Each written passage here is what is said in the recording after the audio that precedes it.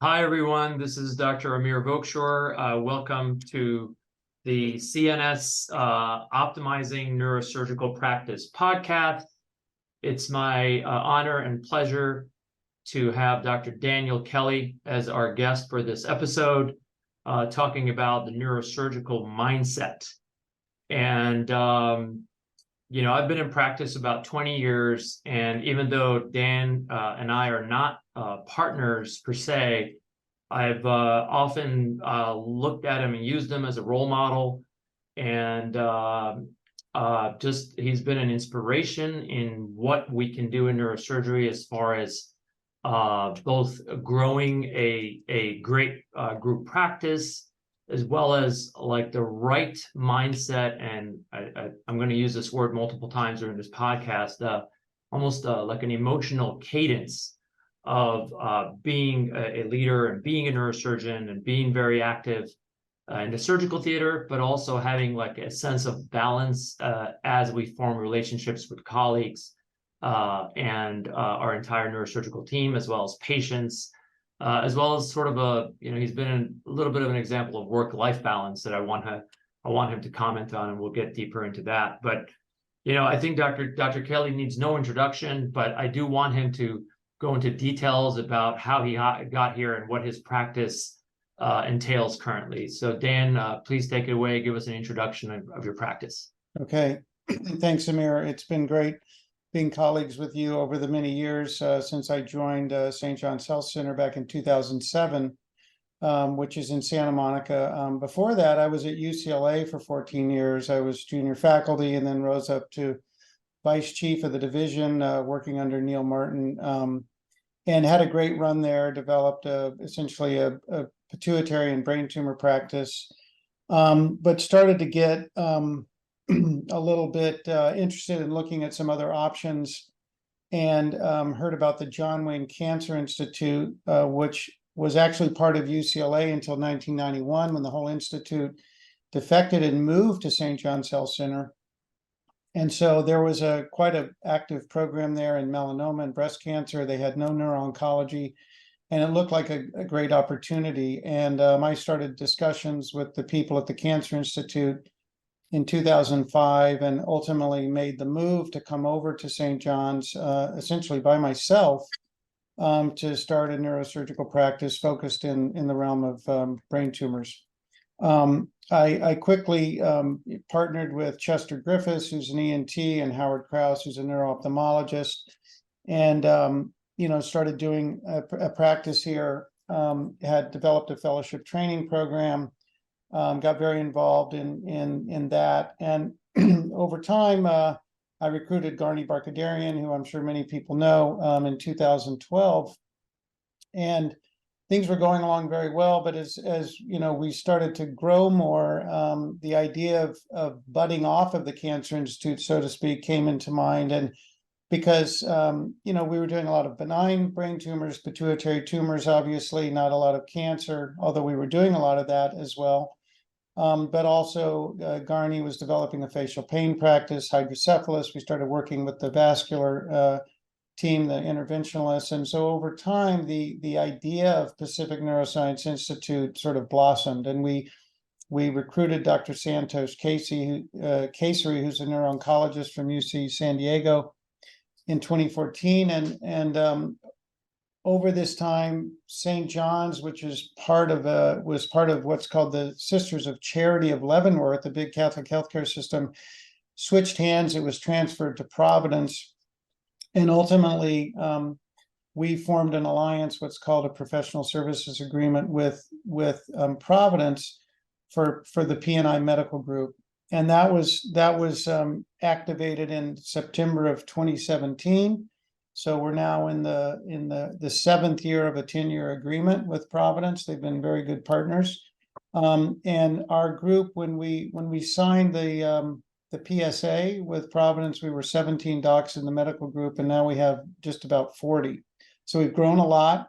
We now cover 4 stroke centers, including St. John's, Little Company of Mary, St. Joe's in Burbank, and Holy Cross further up in the valley. We have neuro-oncology clinics at 6 different hospitals.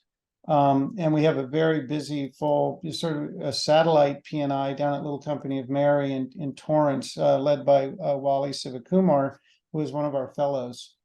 And so we've created what I would describe as a unique private institute that I would say a majority of the faculty are involved in academic work. Many of us were formal UC refugees or other academic refugees that came into this private universe, and I think there's nothing quite like us. It's centered around our centers of excellence. We have now, I think, 10 centers of excellence, but brain tumor and pituitary and skull base is really where the center started. But we now have, as I said, facial pain, hydrocephalus, a neurovascular center, movement disorder center, a brain health center. And we now have a center we call the TRIP Center, which is focused on psychedelic assisted therapies. And so it's a very broad multidisciplinary approach. The neurosurgical aspect, the clinic that I'm sitting in today is right across from the St. John's Health Center. And one of the things that we really wanted to promote is sort of care under one roof. And so in this building, a patient can come with a pituitary tumor and can be seen by Dr. Griffiths of ENT, Dr. Krause of neuro-ophthalmology. They can see our endocrinologist and they can see me. And that's a pretty unique thing that can all be, knocked out in a day. And the patients really like that. And I think this sort of patient-centric approach has been something that we've really tried to promote. The other area that we've really pushed on is the concept of minimally invasive or keyhole approaches to all types of brain tumors and skull-based tumors. And we've been very busy academically in this over the last 15 years, and have published quite a bit and put on courses. And I think it's something that we really strive for. Complication avoidance, short length of stay.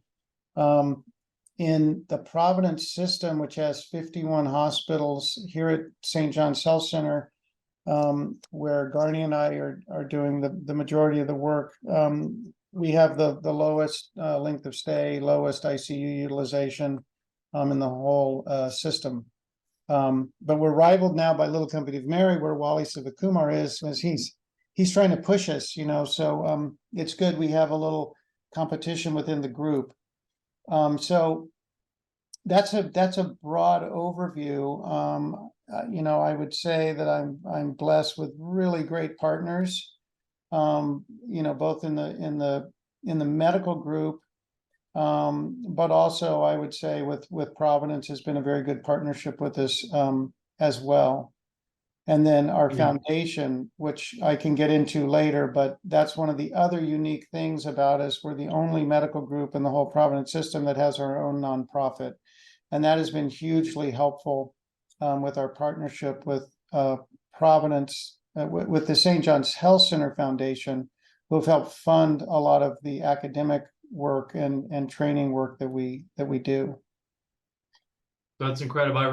We could literally have a conversation about every one of the topics you just mentioned. And one of my favorite things about you is addressing this concept of brain health within a center that has neurosurgery available, which was very, very rare when I was training. Neurosurgeons just didn't want to deal with psychedelic assisted therapy. They thought it had nothing to do with neurosurgery. And in fact, when you think about how important brain health is, even perioperatively, I think that just goes to really emphasize your vision of integration, and that's really, really commendable. So tonight, however, we're going to put you on the hot seat about your own personal journey from a mindset standpoint, which I'm very curious about. A huge fan of what you've been able to accomplish, but I'll just go into some of the more nuanced topics that I think came to me during training and during some of the sort of a postgraduate evolution as a surgeon. And the biggest thing that comes in is we train to have this level of grace under pressure at all times when an aneurysm blows in our face, and that, I think, does something to our operating system, which in some individuals can make us almost dry, or almost I want to say like adrenaline junkies that can't deal with normal life. But you seem to have overcome that despite the stressful and challenging situations in the operating room. You kind of leave it there and come to have everyday life as a normal human being, and not as this, the classic label of a neurosurgeon. And I just want you to comment on that, about your, what you do to gain emotional balance in and out of the operating room. Yeah, good question. I'm not sure I'm so emotionally balanced, but I'll try to at least give you the impression that that's the case. No, I think this is really important, that I think one of the most important things is about being honest with yourself and what you know and what you don't know. And when you do have a screw up, when you do something, really to take a close look at it, and to, my tendency is, when I have a bad complications, I really beat myself up pretty badly for a while, and it really puts me into a funk. And, fortunately, these events are, less and less common. If they become more and more common, by the way, I think that's a good time as we get older to think about, exiting the OR. That's But very interesting. That's very interesting, because the pits is what we call it, right? In residency, when you have a bad complication, it's difficult to be in that funk that can last, unfortunately, a long time. But you're dealing with the next case and the next patient, and you still have to be at your best. So yeah, I'd love for you to comment on that. It comes at you, and I think, over the years I've developed my my coping skills, and I think some of them is that, that you have to acknowledge that you're going to have them. You have to learn from each one. I think being honest with the patients is critical. You need to discuss your complications with your colleagues, and you need to figure out how it shouldn't happen again. In the heat of the moment, obviously trying to remain calm, that's a hard thing to do, arguably, and some people do it better than others. It's not one of my strongest suits, I would say, but I think that, we get through them. I think, being present, situational awareness in the OR, we're all so distracted these days. And I think, when you go into the OR, you really need to be in the OR. That's where all your focus needs to be.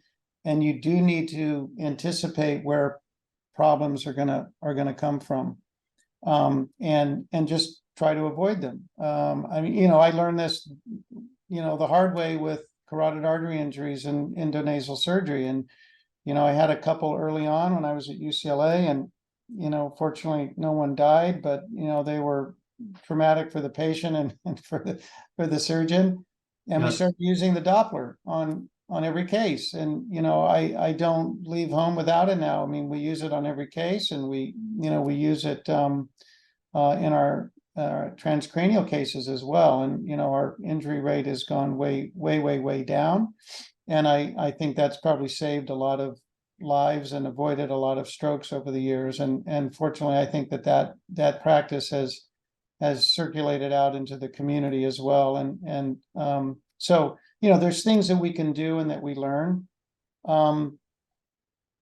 In terms of life balance, for me, life is not all about neurosurgery. I spend now, it was for a time, certainly when I was in my training, certainly I was a junior faculty at UCLA, and when I first came over here, but, over the last 10 years, 12 years, I've, gotten more involved. I was on the board of the hospital for over a decade. I was chief of neurosurgery for over a decade. Those things take time, but what's really taken time is building P&I and creating these centers of excellence.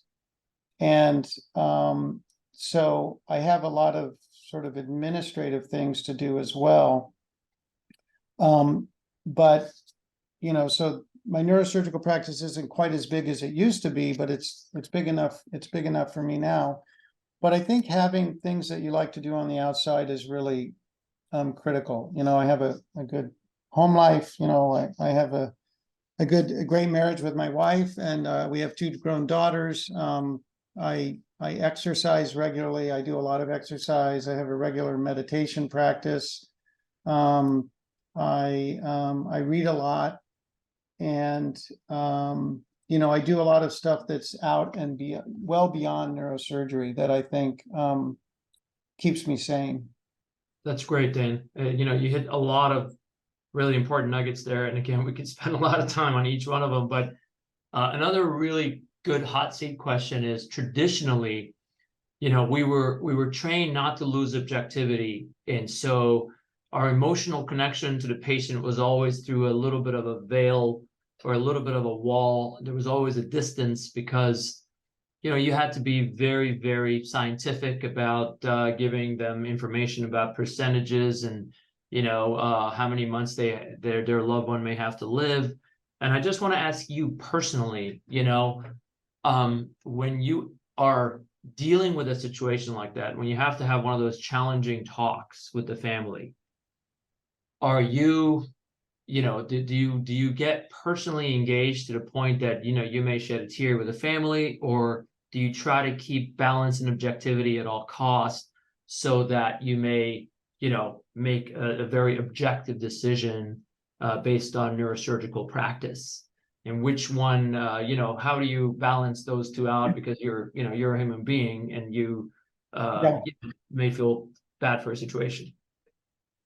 Well, I think if you become too objective, and you lose sight of the fact that you're dealing with a human being who has a family and, you know, aspirations and desires, if you become too hardcore in that approach, sort of dehumanizing, I think you kind of lose the point of the whole thing, frankly. I think, you know, we are extremely fortunate to be doing what we're doing, and people put incredible trust into us. And, you know, the idea of, you know, I always tell people we're going to go for maximal safe resection when it comes to tumors. You know, that's the goal. We're going to get as much out as we can, and we're going to try our best not to hurt you. So you can go on with your life. You can get on to adjuvant therapy if you need it, or that's it, you know, one and done. I always try to say, you know, how would I feel if this were my family member? How would you want to be talked to if this were your family member? And that's always a good sort of reference point. You know, there's some cases certainly that get you more emotionally charged. We had the experience over the last few months of operating on two young women, both in their 20s, really nice, smart women who had low-grade gliomas. One basically a retrochiasmal hypothalamic glioma, another one with a large intraventricular tumor. Both of them turned out to be pilocytic astrocytomas, which was fantastic, but unusual that they clustered together, and, you know, very much around the age of my daughters, you know, so who are in their 20s as well. And so that was pretty interesting. And you know, I connected very much with the dads and the moms, because, you know, they're just freaking out, and they were, you know, in the first couple visits, you know, it was just very hard for them, and you could just see them going through it, and you got to be there, I think, for that. You got to absorb some of that, else I think you really kind of, you know, maybe lose your way a little bit with what the goal is here. Really well said. And fortunately, both of them are doing great, and you know, and I'm thrilled that they're doing great, and you know, it's not over yet, but that's just an example where I think you can really be pulled in, and you need to be pulled in a little bit. I think that's a great sort of like compass or North Star to strive for that, the balance that you're just describing, and really describes you as a type of neurosurgeon you've become. Another kind of personal question. So, I consider everything we do is ultimately an operating system that we are training, which is our own nervous system. Do you have, like meditation you mentioned, do you have an energy management strategy? Anything you do around the time of a very challenging surgery with your own energy, as far as, I feel like we're doing that automatically anyway. Yeah. But do you have a practice that manages your physical, emotional, and psychological mindset around a challenging case? So what I do is in the mornings, before surgery, my routine every morning is to get up and stretch and do some light weights, and then I do my meditation practice. And before I do that, I have a little bit of coffee in between the stretching and the weights and the meditation. And then I don't eat. I never eat before operating.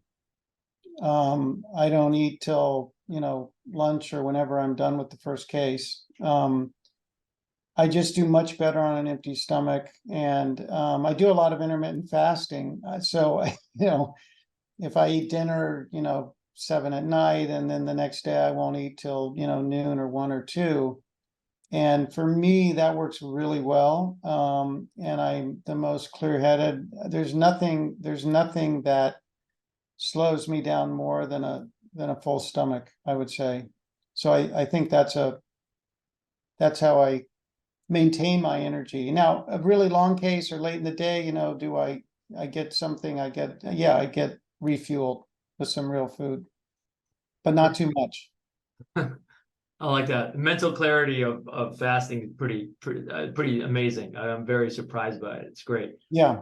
Two more questions. One very kind of everyday. Do you have any advice for younger neurosurgeons who are having a tough time? Healthcare is under incredible pressures. The sector is contracting.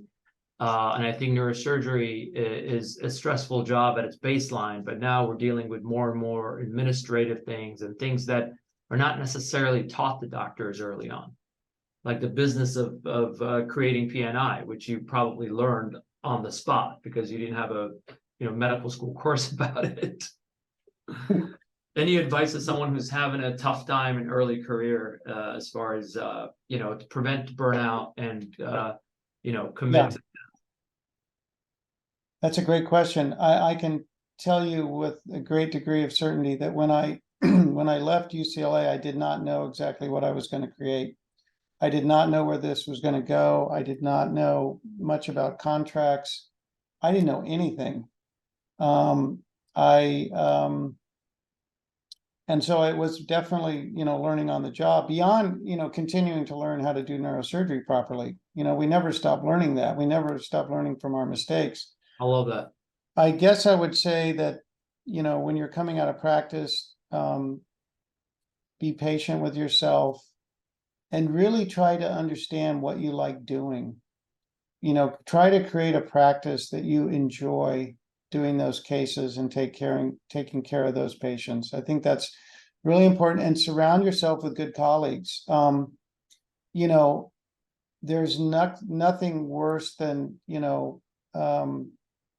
partners that are challenging, and I don't have any. I mean, we've had a few people, but it's very few and nothing, terrible. But I think choosing your partners really carefully is critical, and you want to be of a similar mindset. And I think that really goes a long ways. And, and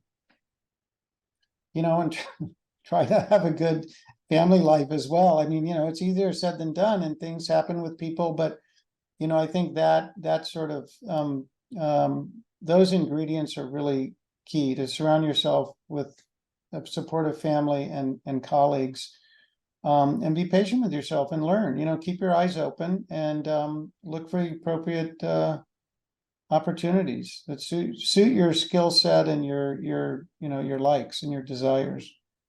I can vouch for you there. I love doing what I do, which is microscopic, minimally invasive spine surgery. But when I come to your room sometimes just to, take a look at a challenging skull-based case, or, just enjoy the beautiful 3D visualization that you guys have in pituitary tumors, it really shows that you enjoy what you're doing from minute to minute, and you're fully committed. So it's a wonderful thing to see, and it is an absolute privilege to do what we do.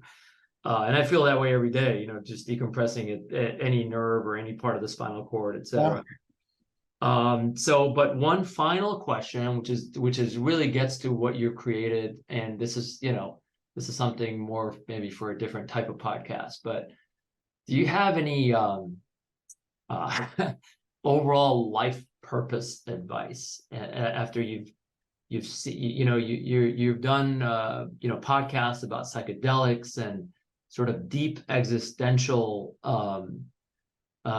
journeys that you've been on yourself, and and I've always kind of picked your brain about what is this what is the next level of evolution that the human mind can go through. And I always think our nervous system is not being used to its ultimate potential, and whether we're in some kind of a simulation or whatever, I'm always saying we have bigger firepower than we have used so far. And I wanted to just pick your brain a little bit on that, mostly because I don't get time to see you enough, and this was a great opportunity. Maybe we can close out on something deep in that realm. That's a question for a week-long retreat, I think, Amir. But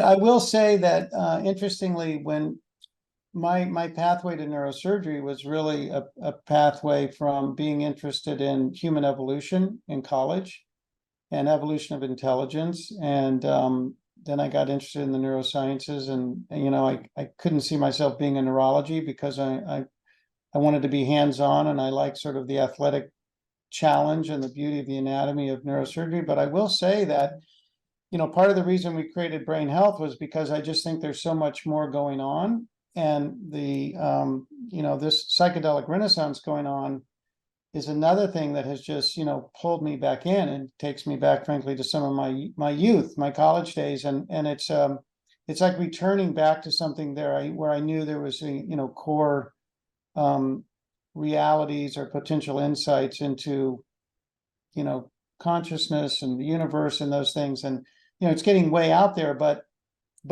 that kind of thing really excites me, and so as time goes on, as I get older, I'm going to be 65 in less than a year.